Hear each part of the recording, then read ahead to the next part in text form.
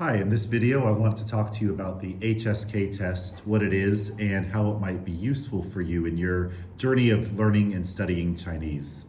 The HSK test stands for 寰宇水平考试. 寰宇 means Chinese language, 水平 means level, and 考试 is just test. And so it literally means the Chinese level test. The HSK is the official test used by the Chinese government to determine your Chinese level as a non-native speaker.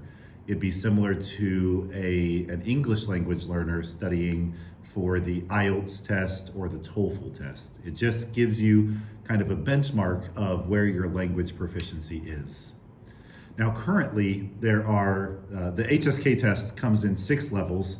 As of 2021, the test has been modified to have 9 levels, but that has not been universally received, and still the 6th level test has been used for at least the last 3 or 4 years since the 9 level test was introduced. And so for all practical purposes, it's still a 6th level test.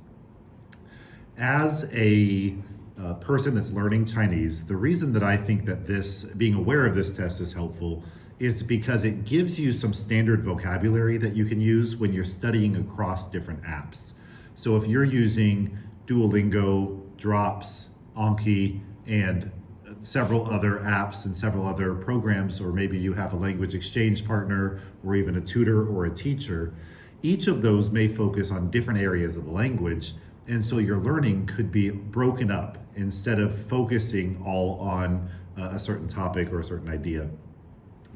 The value of the HSK test in terms of focusing your studying is it gives you some standardized vocabulary list so that when you open a certain app or you get a new tutor or you have a language exchange partner, you have a standardized list that you can use to say, this is my level, this is what I am studying, this is what I know, let's go from here. And so the HSK1 has 150 vocabulary words, and they're supposed to be kind of the most common words that you'll need to know the language.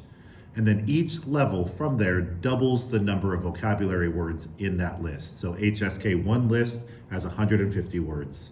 The HSK2 list has 300 words. So you put those together and you know 450 vocabulary words. As you study those sequentially, you can kind of get a good idea of where your level is. Certainly you can study outside of the HSK test.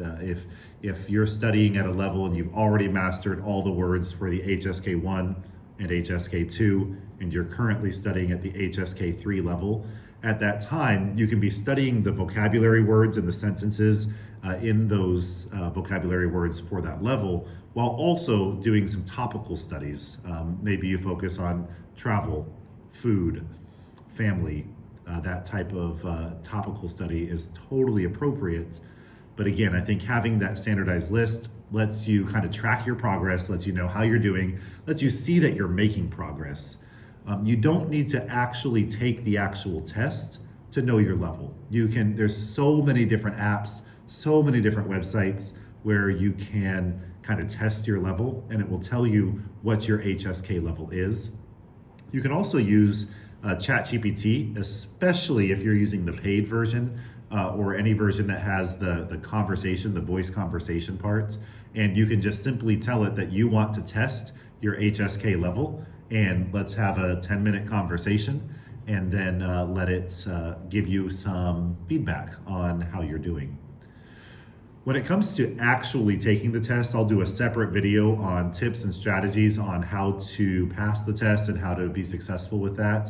But just, I'll say briefly here, the test does have to be done in person at a licensed testing center. And depending on which country you're in, it may only be offered a few times per year. So you can go online to chinesetest.cn. The website is in Chinese and English, and probably other languages, I'm not too sure. But you can check the website and see when the test is available near you or in your home country, and see what the cost is for you. I recommend, if you're interested in the test, not taking the test until you're confident that you can pass at least the HSK 3. Because if you have a formal certificate saying that your Chinese level is HSK 1 or HSK 2, that is such standard low-level vocabulary that you can't even converse yet. And so that's not going to really be a meaningful credential. However, once you get to HSK 3, 4, 5, or 6, those are all basic. HSK 3, you can have basic conversation. HSK 4, you can have regular kind of everyday conversation. HSK 5, you might be able to attend school, university level. And then HSK 6 is just more advanced, almost native level speaking. And so having that official test will give you a credential that you can put on your LinkedIn, on your resume, that you can just have to feel good about your progress. But if you're only using this to track your progress, then just use the free test online that will tell you what your level is. I think this is a valuable tool to know about. I think that it's really beneficial for me to have the list and to study from those lists because it helps me track my progress and see progress over time.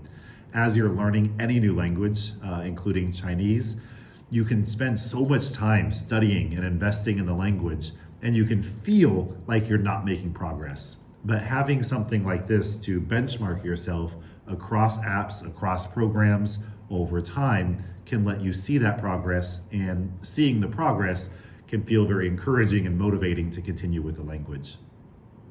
I'd love to hear your questions or your thoughts about the HSK test. If you have questions, thoughts, or ideas, or if you've taken the HSK test, leave your comments below, and thanks for watching.